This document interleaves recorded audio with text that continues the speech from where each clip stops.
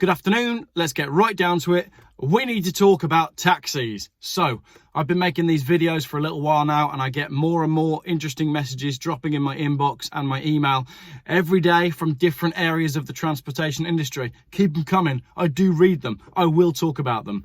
This is about taxis. Dear Geoff, your video was interesting and spot on about the costs and problems the EV market creates.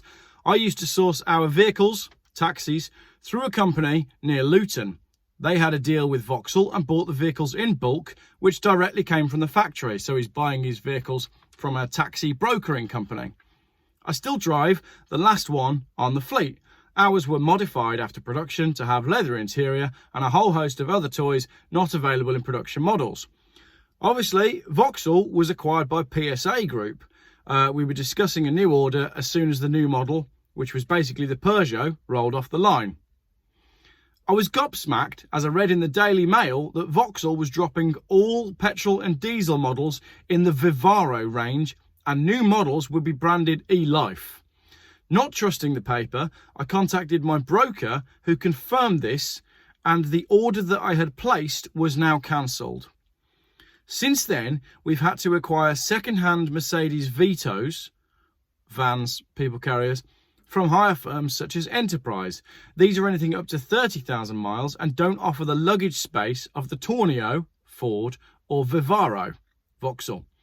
I can't confirm this at present, but I've been told the Tornio will only be EV shortly. The V-Class, Vito, Mercedes, I mentioned, I have a great example, and this is very good.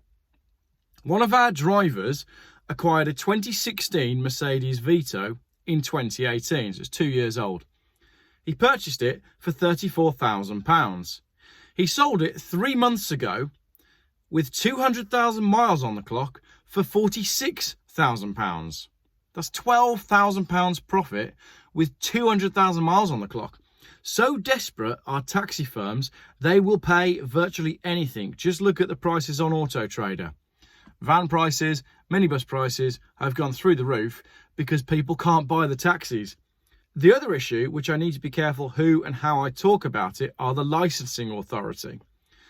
Under our conditions, they set a maximum fare that can be charged per mile. And do you know how old the fare card is? So, as a taxi driver then, you have a maximum amount per mile that you can charge for every journey.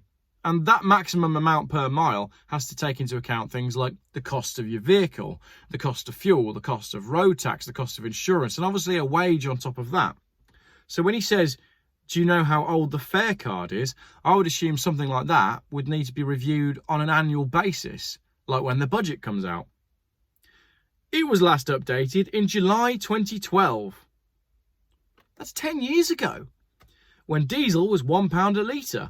It has also been leaked that they're considering bringing in a rule that requires any new car to be plated with them EV after June 2025. So the licensing authority that this chap drives for are debating forcing all drivers to go EV in 3 years' time. I honestly believe we're being set up to fail one way or the other. We've been in business 25 years and we're probably one of the greenest travel firms as our vehicles barely make a journey without passengers, making for near zero dead mileage. Dead mileage being a vehicle when your car is on the run back and is empty. Absolutely. That is green because the vehicle is always making what the government would call a necessary journey. It's always got passengers in it. It's always making the most of its seats and capacity. One conversation with a licensing officer was interesting. He claimed we are in a dying business and the future is Uber-type driverless cars, which will be welcomed into the area at the first available opportunity. I've got more to say about this at the end. You also have to ask yourself, why did the UK government spend millions on retrofitting Ford Mondeos to be driverless cars? These were tested around Croydon, etc. Why?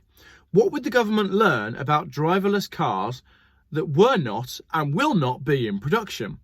Whatever they learnt is irrelevant, and this would have had zero relationship to the ones rolling off the production lines. Why did they do that? I could probably make major savings by ditching drivers, but the drivers do so much more. Driverless cars can't meet and greet, can't safely load luggage, can't assist less able passengers, they can't escort minors to check in or out of home. Needless to say, I've yet to find a sat-nav that can accurately find rural addresses reliably. Sorry, I got a bit carried away. Don't apologise for getting carried away. Send me this stuff in as much detail as you need, because I think people want to know what's going on. If there's anything I can assist you with, please don't hesitate to ask. Oh, also, another part you might be interested in is how the cars themselves are being discontinued at an alarming rate to make room for EV production. Listen to these names: Mondeo, Avensis, Octavia, Insignia, Passat. Those are taxi names. These were your typical type of rep cars, also available as estate cars for taxis.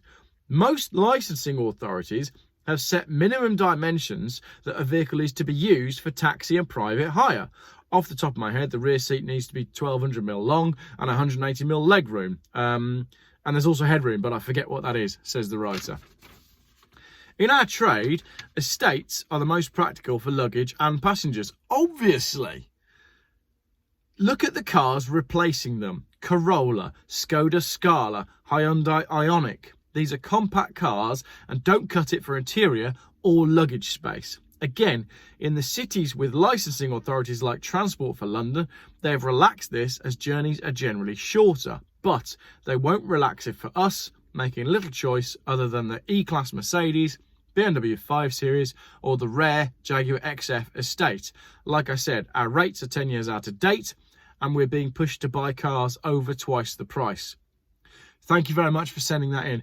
I didn't know that this was going on. I don't use taxis very often because I drive my own car, but there are moments when I need a taxi. And the moments when you need a taxi are because you need someone to turn up at your house with a vehicle, right?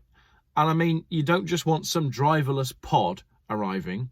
You want to know that it's going to be on time. It's going to be outside your house. He's going to phone you when he's there. And you get in the taxi and it's going to be nice and warm or at the correct temperature because he's a human as well, or she's a human as well. What you don't want is your Auntie Joan, who's just had her hip replaced, phoning a taxi so she can go to bingo and being presented with a driverless pod, and a hatch opens and she has to climb into it. And let's say she does fall on the way into the driverless pod and her neighbours aren't around. What happens then? Oh, well, an alarm would go off inside the driverless pod and someone would be alerted.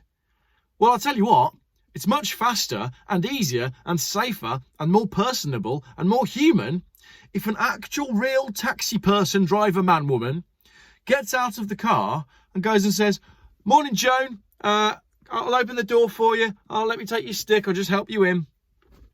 Because for the most part, that's what happens. There's a big part of the taxi industry where all of that stuff is, you can't put a value on that. And I mean that in both ways. One, you can't put a value on it as is to say, what's the financial benefit of getting rid of it? I don't know. Well, it's worth nothing. But at the same time, it's worth everything. That's where the value is. In being able to help someone and being a human and dealing with a human and chatting about the weather and chatting about, you know, the Peter Kay sketch. Oh, when are you on? How long have you been on till? And all that stuff. I love chatting to taxi drivers because you get to understand a different side of life because they deal with all sorts of different human beings in a day. On a morning, he might pick up a kid from school. Next, he might take me from a train to go collect the car. Then it's Auntie Ethel who's just had a hip replaced. And then it's a businessman who needs to get somewhere. They deal with everybody. They're like people of the people. So we want to get rid of that, do we? We want to have driverless taxis. Okay, that's one issue on its own. I've kind of looked at that. Let's move that over there for now. The car thing. Let's just talk about the specification of the cars that these taxi drivers are being pushed into. I'm going to pick on one, right? We know that the estate car has been in decline. We know that we are losing estate cars, and estate cars as a thing are an endangered species. Oh, by the way, I'm not in a cloud. This is fog. I can't see anything for miles. It's quite funny. Anyway, so we're losing estate cars. But what these people are saying is you can replace your estate car that had 5 seats and a huge boot with a Hyundai Ioniq. Now, when the Hyundai Ioniq first came out, I thought, that looks cool. It looks like a Mark II Golf GTI. Maybe this is a sensible electric car. And then I saw one. It is the size of a Range Rover, but without all the benefits of having a large vehicle. Doesn't make sense as a taxi. Doesn't have the boot, doesn't have the space, and also doesn't have the range. Question for taxi drivers. How does an electric taxi work? Seriously, how many miles do you do in your taxi? And if it's a fleet car, let's see, you go pick your taxi up in the morning from the depot and you drive it around all day. Then you finish your shift, park your taxi up, and someone else drives that taxi around all night. Where's the 12 hours to charge it? How does the EV taxi thing work? What do you do when you're out on a run and your battery goes beep, beep, beep, beep, beep, because you know that it's too low? Like, I don't see that electric taxis can work as a thing, let alone being pushed and mandated onto taxi drivers, especially with the fact that the prices are so high. And I'm sorry, but the whole concept of buying a car, putting 200,000 miles on it, and then making £12,000 profit at the end of it is insanity. What are the car manufacturers doing about this? Why aren't they waking up to the fact that not everybody wants EVs? When will we start to see some sensible car manufacturers making some sensible decisions based on sensible people and feedback from the real world? So if you're a taxi person, driver, man, woman, do contact me and let me know the challenges that you are facing. There is also the other huge elephant in the room, which is the fact that there's just less taxi drivers than ever. The last time I jumped in a taxi, I was staggered at A, how long it took me to get a taxi driver person man on the phone, and B, how busy they were.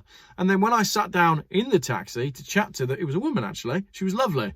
And when I was chatting to her, she said, well, everybody's left the trade. Everybody that wasn't enjoying being a taxi person, driver, man, woman, decided during Corona, when there was no trade, that they'd go and get a new trade. And then when all their bosses phoned at the end of Corona and said, it's all over, can you come back and be a taxi driver person, man, woman now? They all said, no, I'm delivering parcels for Hermes. Because they'd wanted to get out for years. Is the industry on its arse? Is that it? Is this the end of private taxis? Is it going to... And I haven't even talked about Uber, who just come in, dominate the market, destroy everybody, pay no money into the system, and chuff off onto the stock market with questionable practices here, there, and everywhere. We didn't even talk about Uber in a video about problems in the taxi world. So primarily I wanted to talk about the problems with cars, but as you can see, by the way I've rambled on, there's so much more to this picture. So I'm very much looking forward to putting out a part 2 video, which will be based on the comments and the emails and the stuff that I learn after putting this one out. Thanks very much for watching.